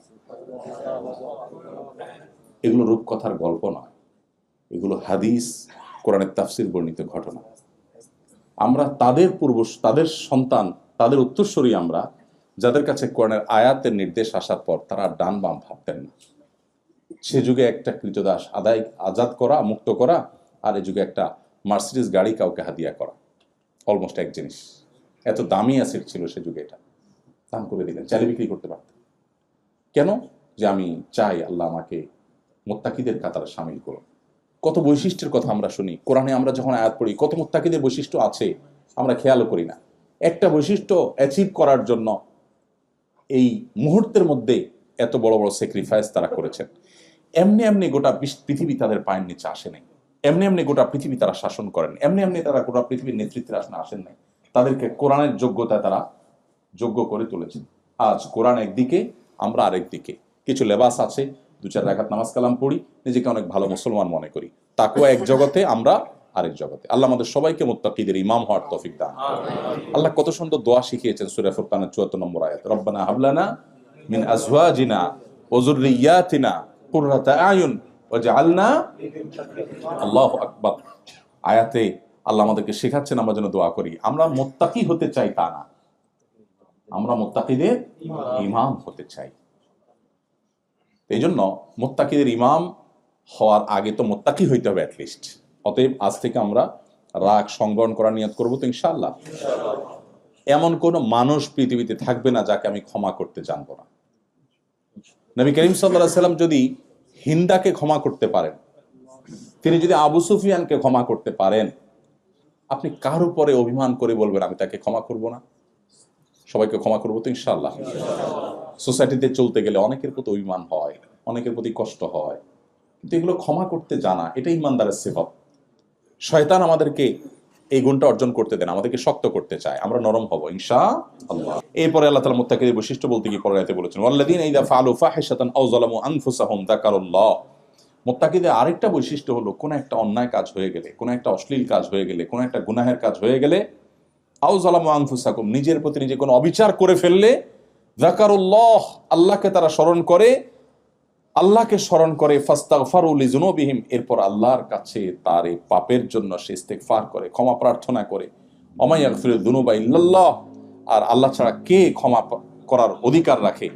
ওয়ালাম ইউসিররু আলা মা ফাআলু ওয়া হুম ইয়ালামুন, এরপর আল্লাহর কাছে এভাবে ইস্তেগফার করার পর দ্বিতীয় দফা এই গুনাহটা সে করে না, আল্লাহর ভয়ে, আল্লাহর বান্দা হিসাবে সে এটাকে পুনরাবৃত্তি করে না, আর এই গুনার পিছনে, এই গুনাতে আর সে আসে না। এই বৈশিষ্ট্যগুলো যদি উল্লেখ করে, এই বৈশিষ্ট্য যদি কেউ অর্জন করে, আল্লাহ বলেছেন উলাইকা জাযাউহুম মাগফিরাতুম মির রাব্বিহিম ওয়া জান্নাতুন তাজরি মিন তাহতিহাল আনহার, এই মানুষগুলোর বিনিময় হলো আল্লাহর পক্ষ থেকে মাগফিরাত এবং জান্নাত লাভ। এই দুটা জিনিস, ওয়া নি'মা আজরুল আমিলিন, আর আমলকারীদের বিনিময় কতই না ভালো। শেষ। এই 4টি আয়াত আমি আপনাদের সামনে বলেছি শেষ। আমি শুধু সামারিগুলো বলছি আবার, যে আল্লাহ বলেছেন তোমরা দৌড়াও, দ্রুত গতিতে তোমরা আগাও মাগফিরাত এবং জান্নাতের দিকে। গোটা পৃথিবী আগায় একদিকে, আপনি অগ্রসর হবেন অন্যদিকে। কারণ পৃথিবীর বস্তুবাদী মানুষগুলো তারা জীবনের একটা লেভেল পর্যন্ত দেখে। আল্লাহ আপনাকে ইমানদার করেছে, আপনার দৃষ্টি আরো অনেক গভীরে, আপনি জান্নাত পর্যন্ত দেখেন, তারা এত দূর দেখে না। সো তারা দেখে মৃত্যু পর্যন্ত। এইটুকু কিভাবে ভালো থাকবে সেজন্য হাজারটা আয়োজন তাদের। আপনার এত আয়োজন এখানে নাই, তাতে আপনার দুঃখ নেই, কারণ আপনার তো দৃষ্টি আরো অনেক দূরে। সো এইটুকু আপনার ভালো গেল কি খারাপ গেল এটা অনেক বড় ম্যাটার করে না। আপনার দেখার বিষয় হলো আমি সেখানে কতটা ভালো থাকলাম। সেজন্য আল্লাহ আমাদেরকে বলেছেন আরো দূরদৃষ্টি আমাদের যেন হয়। আর সেজন্যই কম্পিটিশনের আমাদের জগৎটাই ভিন্ন হবে। আমি শুরুতে যে ভাবসাবের কথা বলছি, যদিও কথাটা রসাত্মক হয়েছে, রসিকতার সাথে হয়েছে, কিন্তু ইম্পর্টেন্ট, যে ব্যক্তি ভাবসাব ছেড়ে দিবে এবং অসুস্থ কম্পিটিশন ছেড়ে দিবে, আল্লাহ তাআলা তাকে এমনি সুখী করে দিবে। কোনো সম্পদ ছাড়া সে সুখী হবে। নবী সাল্লাল্লাহু আলাইহি ওয়াসাল্লাম এমনি বলেন নাই, লাইসাল গিনা বিকাসরাতিল আরদ ওয়ালাকিন্নাল গিনা গিনান নাফস, অনেক সম্পদ আহরণ করলে সে ধনী হয় না। তাহলে ধনী কে হয়? নবীজি বলেছেন যে ব্যক্তি মনের দিক থেকে ধনী। মনের ধনী কি আবার? মনের ধনী হলো যে মনে করবে যে আমার অনেক আছে, আলহামদুলিল্লাহ আমি হ্যাপি, যা আছে এটা আমি অংশ, আমি কারোর সাথে কম্পিটিশনে যাচ্ছি না, অন্তত পার্থিব ইস্যুতে। পার্থিব ইস্যুতে কম্পিটিশন, যে পৃথিবীতে কখনো মানুষ সুখী হয় না। আপনি যার সাথে কম্পিটিশন করবেন তার সমান হয়ে গেলেন, এরপরে দেখবেন তার চেয়ে ডাবল আরেকজন, এবার কি করবেন? আমি গতকালকে গল্পচ্ছলে বলছিলাম, আমাদের ভাই টাঙ্গাইল বাড়ি, সৌদি আরবে ড্রাইভিং প্রফেশনে কাজ করেন, একজন সাধারণ মানুষ, কিন্তু একটা অসাধারণ কথা বলেছেন। উনি বলেছেন যে আমার বাবা আমাকে বলল যে বাবা, আমাদের পাশের জমিটা বিক্রি হবে, জানি তোমার বেতন কম, ড্রাইভিং প্রফেশনে কাজ করো, মিডল ইস্টে অল্প টাকা পাও, কিন্তু বাবা পাশের জমি এটা না নিলে তো হয় না, এটা নিতে হবে। আরেকজন এসে নিয়ে ফেললে কেমন হয় নিজের পাশের জমি? তো উনি বললেন যে ভাই, আমাকে বললেন যে ভাই, আমি আব্বাকে বললাম যে আব্বা, কষ্ট করে ধার দেনা করে পাশের জমি এটা নিলাম, তুমি টেনশন করিও না, কিন্তু পাশ তো শেষ হবে না বাবা, জমির তো আরো 3টা পাশ আছে। এক পাশের জমি আমি নিলাম, নিলে পাশ আরো 3টা থাকবে। ইভেন যেটা আমি নিলাম এটা নেয়ার পর এটারও আবার পাশ, মানে 3টা হবে ভুল, এটা নেয়ার পর পর তো আবার 4টাই হয়ে যাবে, এটারও তো আবার পাশ আছে। তো আমি আজকে এই পাশেরটা নিলাম, কালকে ওই পাশেরটা নিব, ওইটা নেয়ার পর আবার ওইটার আবার পাশ হবে, তো এটার তো কোনো এন্ডিং হবে না বাবা। তুমি বরং আমাকে একটা লিমিটেশন দিয়ে দাও যে এই পর্যন্ত আমরা নেব, এরপর আর নেব না, তাহলে আমি ট্রাই দিই। তা না হলে তুমি এইভাবে আমাকে, দুনিয়াটা আল্লাহ তাআলা এরকম একটা গর্তের মতো করে দিয়েছেন যে এটার কোনো এন্ডিং নাই। মানুষ পাগলের মতো ছুটতে ছুটতে আল্লাহকুমুত তাকাসুর হাত্তা যুরতুল মাকাবির, একটা সময় রিয়ালাইজ হয়। দেখুন, অ্যাজ এ মুসলিম, বিশেষ করে আমাদের এখানে অনেক তরুণ বন্ধুরা আছেন, একটা বয়সে বুঝে আসবে যে আসলে জীবনের সবই ছিল মিছে, কিন্তু তখন আর জীবনের কোনো ব্যাক গিয়ার নাই, পেছনে আসার আর কোনো স্কোপ, শুধু চোখের পানি ফেলবেন, আফসোস করে আর কাজ হবে না। এই জন্য ভাই, আমাদের কম্পিটিশন হবে জান্নাত এবং আল্লাহর মাগফিরাত লাভের জন্য। চেষ্টা করা যাবে তো ইনশাআল্লাহ। মাগফিরাত লাভের জন্য চেষ্টা করলে কি লাভ হবে? দুনিয়াতে আল্লাহ তাআলা রিজিকের কষ্ট দূর করে দিবেন। আল্লাহ সূরা নূহের মধ্যে বলেছেন যে যারা ইস্তিগফার করবে তাদের কি হবে? ইউমদিদুকুম বিআমওয়ালিন ওয়া বানিন ওয়া ইয়াজআল লাকুম জান্নাতিন ওয়া ইয়াজআল লাকুম আনহারা। আল্লাহ সম্পদ সন্ততি দিয়ে সমৃদ্ধ করবেন। সো আমাদের সেদিকে যেতে হবে। সেই সাথে যখন আমরা কিছু গুণ অর্জন করব তখন সে জান্নাতের উপযোগী হতে পারবো, মুত্তাকি হতে পারবো। কি গুণগুলো? নাম্বার 1, সুখে দুঃখে সর্বাবস্থা আল্লাহ রাহে দান করা। নাম্বার 2, নিজের রাগকে সংবরণ করা, যেখানে সেখানে যে কোনো মাত্রা রাগ ছেড়ে না দেওয়া, যেখানে যতটুকু প্রয়োজন ততটুকু রাগের শুধু যথাযথ প্রয়োগ করা। নাম্বার 3, মানুষকে ক্ষমা করতে শেখা, মানুষকে ক্ষমা করতে জানা, ক্ষমা করা মানুষকে। যত মানুষ অন্যায় করুক আমি ক্ষমা করবো ইনশাআল্লাহ, আমি লস করব না, ক্ষমা করলে আমার লাভ। দেখেন, যার ঈমান নাই তার সবই লস, যার ঈমান আছে তার সবই লাভ। নবী করিম সাল্লাল্লাহু আলাইহি ওয়াসাল্লাম বলেছেন, আজাবান লি আমরিল মুমিন ইন্না আমরাহু কুল্লাহু খায়র। ঈমানদারের পুরো জীবনটাই অদ্ভুত, সবকিছুতেই কল্যাণ। ইন আসাবাহু খায়রুন সাবারা শাকারা ফাকানা খায়রাল্লাহ। ঈমানদার জীবনে কোনো ভালো কিছু অ্যাচিভ করছে, বলে আলহামদুলিল্লাহ, খুশি, আল্লাহকে ক্রেডিট দেয়, সে শুকরিয়া করে সওয়াব পায়। আবার যদি নাসাবাহু শাররুন, যদি তার জীবনে কোনো বিপদ আসে, সবারা, সে সবর করে, ফাকানা খায়রাল্লাহ, তখনও সে সওয়াব পায়। তাহলে হাতে মরলেও লাখ, বাঁচলেও লাখ, ঈমানদারের সে অবস্থা। এই জন্য আল্লাহ রাব্বুল আলামিন আমাদেরকে মানুষকে ক্ষমা করতে নির্দেশ করেছেন। মানুষকে ক্ষমা করতে জানা, এটা হলো সবরের আলামত। এবং 4 নম্বর বৈশিষ্ট্য হলো, যদি কোনো গুনাহ হয়ে যায় সাথে সাথে ইস্তেগফার করা। আপনারা এখানে যে পরিবেশের মধ্যে আপনারা বড় হচ্ছেন বা জীবন পার করছেন, এখানে চতুর্দিকে চোখের গুনার হাতছানি।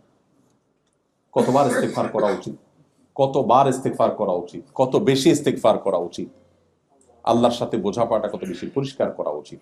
আমরা একটা লাইফ এনজয় করছি, কিন্তু কোরআন যে লাইফের পথে আহ্বান করেছে সেটা আমরা এনজয় করার সুযোগ পাই নাই। আমি সেটাই আপনাদের আহ্বান করেছিলাম, আবারও সেটাই আহ্বান করছি যে প্লিজ কোরআন আমাদেরকে যেরকম লাইফ, আমাদের যে জীবন যাপন করতে বলেছে সেটাকে আমরা করতে শিখি এবং করতে জানি। আল্লাহ আমাদের সেই তৌফিক দান করুন। ঈমানদারদের বা মুত্তাকিদের যে বৈশিষ্ট্য, এই বৈশিষ্ট্যগুলো আমরা অর্জন করার চেষ্টা করব এবং কোরআনকে আমরা বুঝে পড়ার চেষ্টা করব। নবী সাল্লাল্লাহু আলাইহি ওয়াসাল্লামের সিরাতের আলোকে আমাদের জীবনকে আমরা সাজাবার চেষ্টা করব, আলোকিত করার চেষ্টা করব। আল্লাহ আমাদেরকে সেই তৌফিক দান করুন।